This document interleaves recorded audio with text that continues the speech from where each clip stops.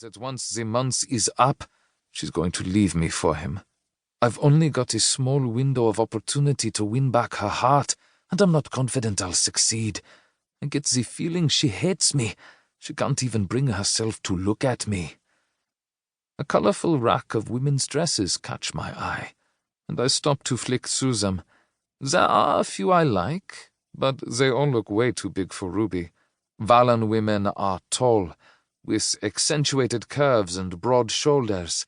Ruby might be curvier than she once was, with a baby bump. But she's still a Zeke, and Zeke women have much smaller builds than Valen women. I force myself to step over to the girls' section.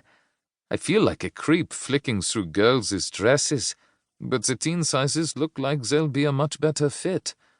I pick out a handful of the ones which look as if they'll fit over her baby bump, and then head to the underwear section to grab the sexiest panties I can find. I might not get to see her in them, but at least if I know what they look like, I can imagine her in them. I finish trading for my purchases and leave only to run smack bang into Jacinta and Kenneth. Damn it! Why? I had a gut feeling something like this would happen, only I'd imagined it'd be Raven who busted me dress shopping. They eye the colorful clothes in my hands with equally perplexed expressions. Kenneth's brows shoot downwards, and he clears his throat. What's with all the dresses, Slate? Sweat drips down my temples in stress. Jacinta will know these aren't for Raven, and there's no way I want them finding out the truth. Going with the first thing that pops into my head, I say, I like to do a little cross-dressing on the weekends. What's it to you? He snorts at my reply. You'd be lucky to fit those tiny dresses on your arms. I shrug off his comment. Yeah, well, where I like to put them is my business.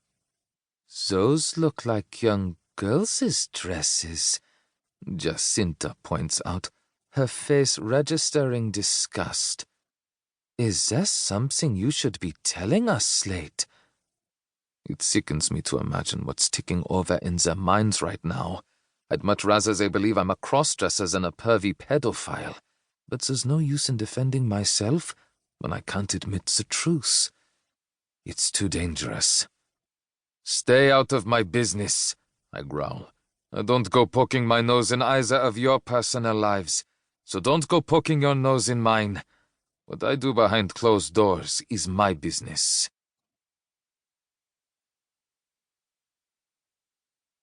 Chapter 2. First Kicks. Harlow.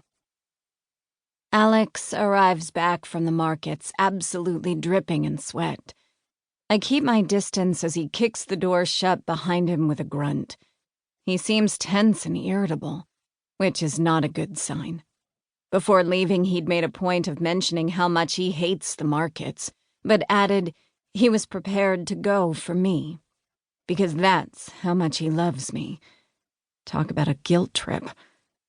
A few days ago, he'd asked if we could wipe the slate clean and start fresh, but somehow this must have excluded making small digs about Jax, because he hasn't let up on the topic ever since. He'd also asked if I would stay here for the rest of my pregnancy to give our relationship a fighting chance. Despite the hurt and anger bubbling between us, I'd agreed to stay. A part of me still cares about Alex, and I'd feel too guilty to abandon him right away, especially while I'm carrying his children. I didn't have the heart to say, I'm in love with Jax, please take me back to the forest. Alex hasn't put much thought into the reality of our future. I don't think he realizes exactly what he's asking me to sacrifice. He's too busy worrying about his own wants and needs to appreciate the bigger picture. He says he loves me and can't imagine his life without me. But I'm beginning to wonder if I'm more of an obsession and possession to him than someone he truly loves with all his heart. After all, he hasn't seemed to notice that I'm lonely and miserable in summer, or that I feel like a prisoner locked in this chamber. He dumps a pile of clothing onto the bed.